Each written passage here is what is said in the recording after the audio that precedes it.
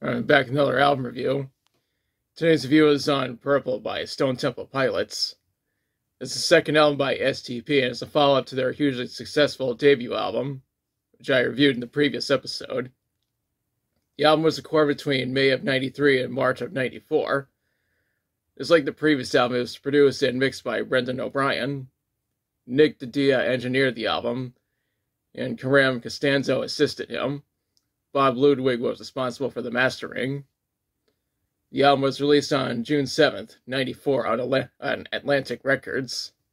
There is a 3-disc 25th anniversary edition that was released in 2019, but I don't have that version. I should probably get a hold of it at some point. SDP decided to go in a slightly different direction with this album. Just like its predecessors, it's mostly centered around grunge, but there are other genres that it ventures into. We'll get back to this when we discuss the songs. Speaking of which, let's get on with that. The intro to this album is Meat Plow. The song is mostly in the hard rock genre, and it was written by the DeLeo brothers. The next song is Vaseline, which was released as a single on June 1st, '94. Scott Weiland once described the song as being about, quote, feeling like an insect under a magnifying glass. This is one of the first STP songs I ever heard, and I still enjoy it to this day. There are 3 different music videos that were made for the song, and I'll include a link to one of them in the description. After that is Loungefly. Robert DeLeo wrote the song, and it ventures into psychedelic rock. Paul Leary even performs a guitar solo at the end. Up next is Interstate Love Song, which was released as a single on September 9th, '94. Robert wrote the lyrics, and the song touches upon hard rock and even country rock to an extent.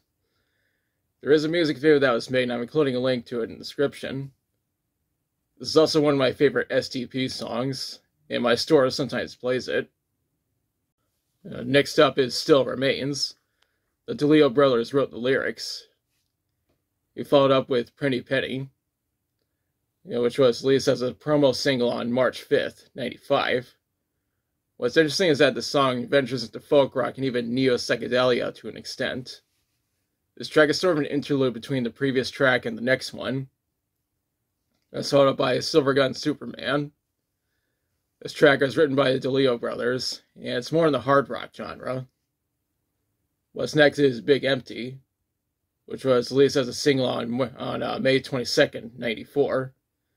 I mentioned in the previous episode that the song is featured on the soundtrack for The Crow. Not only does it touch upon grunge, but also blues rock to an extent. This is one of the band's most popular songs, and it's one of the songs that they played when I saw them back in 2018. The song after that is Unglued, which was released as a promo single in '94. It is one of the heavier tracks, which comes as no surprise since it ventures into hard rock. What comes next is Army Ants. Dean DeLeo wrote the lyrics. The finale of this album is Kitchenware and Candy Bars / second album. Second album was meant to be a parody of hidden bonus tracks that albums sometimes have, considering the fact that it is a hidden bonus track. When researching this album, I read that it peaked at number 1 on the Billboard 200 and was certified 6 times platinum by the RIAA by selling over 6 million copies in the US. As for what the critics said, the majority of whom gave it positive reviews.